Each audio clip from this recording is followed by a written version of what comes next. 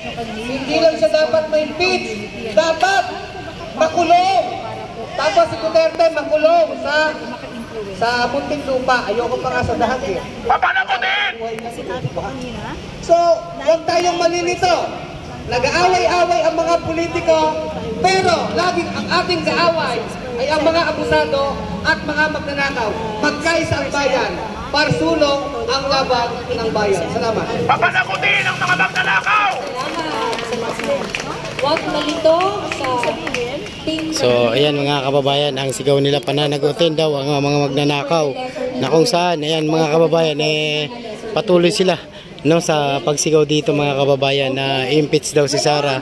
At ito nga po, nandito sila nga mismo sa may Comelec. Ayan, nasa may Comelec sila ngayon mga kababayan Ayan. Ang mga dilawan at kakamping po ito. Ayan, sa araw na ito, nagka-92 years ni Cory. Ang tingin ko, hindi niya makakalimutan ay yung pagpwesto ni Franz dito. Diba? Tama? Yung pagpwesto niya dito kanina. At ikaw ay welcome na welcome sa BNT. Pa-live po, pa-share ng live natin Live na live po tayo dito sa may Comelec. Sa may Comelec mismo ito. Ay yung magkaroon na talaga ng katuparan, yung pangarap ng mga manggagawa noon pa, na dapat ay kilalanin, dakilain yung mga manggagawa bilang isang puwersa ng pagbabago, isang puwersa ng development, isang puwersa ng produksyon ng ating lipunan. At maganda rito mga kababayan dahil may mga kapulisan din na nakapalibot at nakaano po sila dito ngayon ng seguridad. At kung sakasakali manggulo nandito po sila mga kababayan at para yung nagpapahirap sa mga manggagawa natin, yung sistemang kontraktualisasyon, dapat nang mawala yan. Mga kababayan, naririnig niyo po ba? Pangalawa, dapat mawala na yung provincial rate kasi walang katwiran yun. May binaba ang sahod ng mga manggagawa sa probinsya kumpara sa Metro Manila. Dapat magpantay na yung sahod ng mga manggagawa. Pangatlo, dapat lumikha na tayo ng trabaho para sa lahat dahil ang daming mga manggagawang walang trabaho. Ay, may trabaho nga, hirap na. Ay, papaano pa kaya yung walang trabaho? Kung 17 pesos ang isang piraso ng kamatis, ay hindi talaga magkakaroon ng magandang buhay ang ating mga manggagawa at mamayan. Kaya, kailangan natin magkaisa. Huwag mo nang pag-usapan ang pagkakaiba-iba. Ang pag-usapan ay saan tayo magkakaisa. Tama ba yan? At ang unang pagkaisahan natin ay magsama-sama tayo na i-impeach si Sara Duterte! Impeach Sara Duterte! Ito yung panawagan nila mga kababayan. Impeach daw si BBM. Ng lahat ng mga magnanakaw sa gobyerno, lalo na yung gumawa ng budget. Impeach them all! Na inalis ang budget ng PhilHealth. Siniro. Impeach! Yun ang pagkaisa natin at magsama-sama tayo. Sa 31, magkita-kita tayong lahat para simulan natin ang ating akbang para sa totoong pagbabago. Impeach! Lamang mabuhay tayong lahat. Impeach! Impeach Sara Duterte, BBM!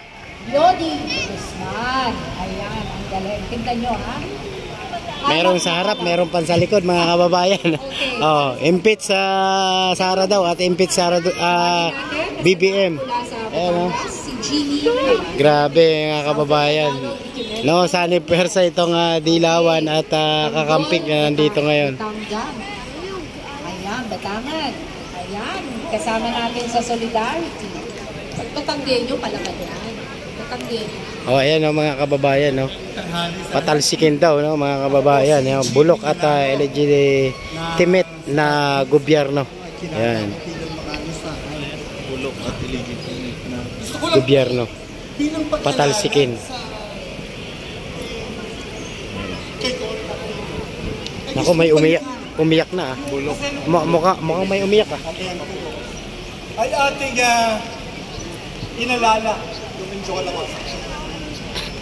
At ito ay laging ginagamit ng mga DDS at mga ibang tao na laging sinisisi kay Cory yung Mindiola Massacre. Gusto kong magbigay ng kwento tungkol dito. Hello Ma'am B at Ma'am Pia, hello sa inyo sa mga moderator ko dyan. Stay tuned lang tayo, share natin yung live natin. Guys i-share natin. Nasa Comelec tayo ha, live na live tayo ngayon mga kababayan. Nandito yung mga dilawan ngayon at kakamping ano. At may nagsisigaw po rito na i-impeach si Sara daw at si BBM. Dalawa na ang kanilang sinisigaw ngayon. At ilan sa mga hinihili. Ayun na ang pinaglalaban nila, impeach daw si Sara at si BBM. Pistok na ito ay ang pansahan ng mga umabusong militar ng panahon ng martial law. Biruin ninyo, December 2022. Isa pa rito. 6 na buwan pa lang ang nakakalipas na mula nang maupo sila sa pwesto. Tumira na sila ng 125 million. Ha?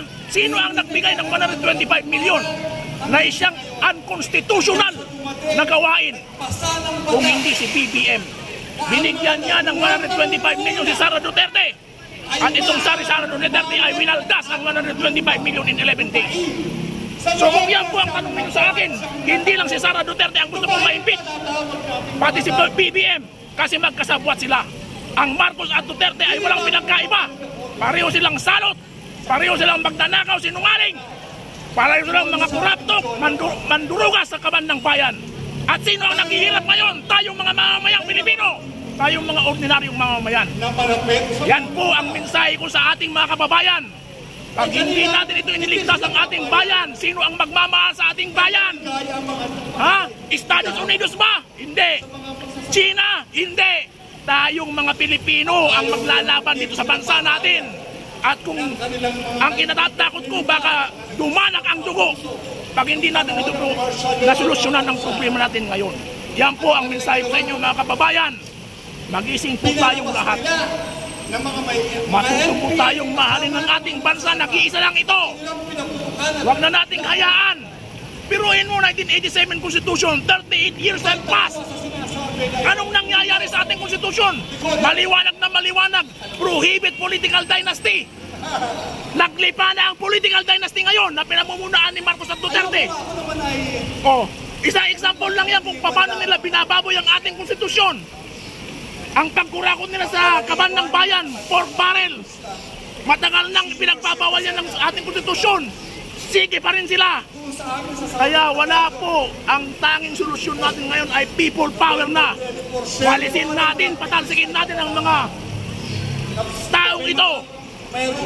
In the first place, alam nyo po, ang pinaka punot dulo nitong problema natin ngayon ay yung May 9, 2022 election.